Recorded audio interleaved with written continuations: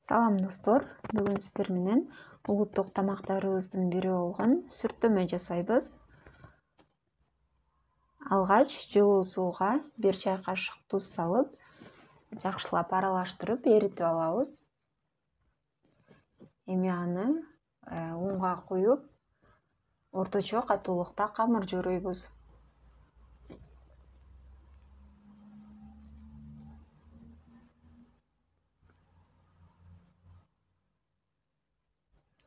Эми камырды бирдей майда бөлүктөргө бөлүп алабыз.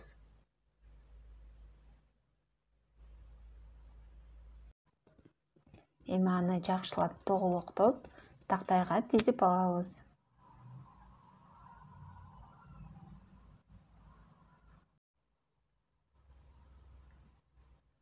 Жайганга ыңгайлуу болуусу үчүн тоголоктолгон камырды мына ушинтип үстүнөн колубуз менен басып даярдап алабыз.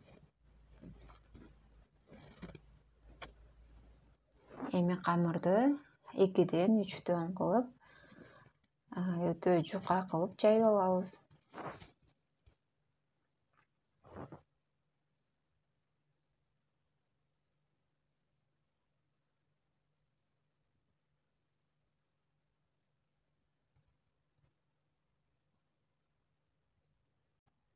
Жайылган камырды табакты оодарып, табактын түбүнө мына ушинтип тизип алабыз. Эми ысып турган сковородкага камырды бирден салып бышырабыз. Бир тарабын бир аз кызарта бышырып, экинчи жагына оодарып,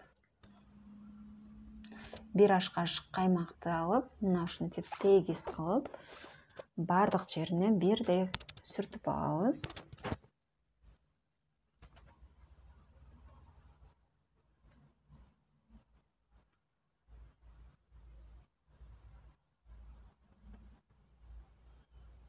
Эми башка жайылган камырды алып, үстүнөн жаап,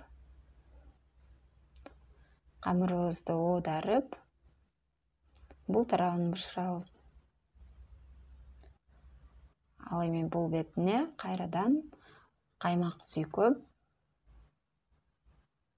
дагы камыр жаап бышырабыз.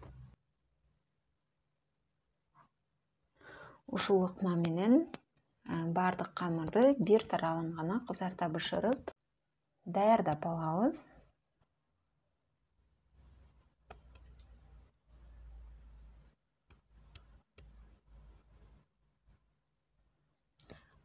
Сүртөмө өтө калың болуп кеткенде кайрадан бирден салып бышырып баштасаңыздар болот.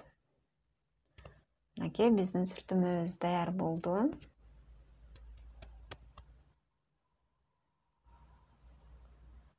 Аябай кандай жумшак, жука, даамдуу сүртөмө болот.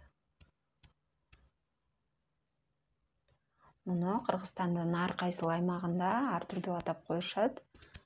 Мисалы майлама жупка деп да аташат. Ал эми сиздин аймакта кандай аталарын комментарийге жазып калтырсаңыз болот.